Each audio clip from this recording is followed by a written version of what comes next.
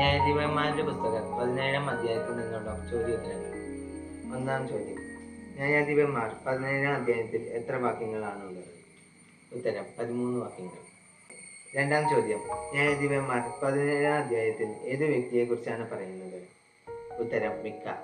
മൂന്നാം ചോദ്യം: ന്യായാധിപന്മാർ 17-ാം അധ്യായത്തിലെ ശീർഷകം എന്ത്? ഉത്തരം: മിക്കയുടെ പൂജാഗ്രഹം. നാലാം ചോദ്യം: മിക്ക താമസിച്ചിരുന്നത് എവിടെയാണ്?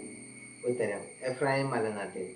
അഞ്ചാം ചോദ്യം: ന്യായാധിപന്മാർ 17-ാം അധ്യായത്തിൽ മിക്ക ആരോടാണ് സംസാരിക്കുന്നത്? ഉത്തരം: അമ്മയോട്. ആറാം ചോദ്യം: എത്ര വെള്ളി നാണയം നഷ്ടപ്പെട്ടതിനെ കുറിച്ചാണ് ന്യായാധിപന്മാർ 17:2 മിക്ക അമ്മയോട് പറയുന്നത്? ഉത്തരം: 1100. ഏഴാം ചോദ്യം: 1100 വെള്ളി നാണയം നഷ്ടപ്പെട്ടതിനെ കുറിച്ച് നീ ഉച്ചരിച്ചില്ലല്ലോ എന്നാണ് മിക്ക അമ്മയോട് പറയുന്നത്? ഉത്തരം: ശാപം. എട്ടാം ചോദ്യം: 1100 വെള്ളി നാണയം നഷ്ടപ്പെട്ടതിനെ കുറിച്ച് എപ്രകാരമാണ് അമ്മ മിക്കയോട് പറയുന്നത്? ഉത്തരം: രഹസ്യമായി. ഒമ്പതാം ചോദ്യം: നഷ്ടപ്പെട്ട 1100 വെള്ളി നാണയങ്ങൾ ആരുടെ കൈവശമാണ് ഉണ്ടായിരുന്നത്?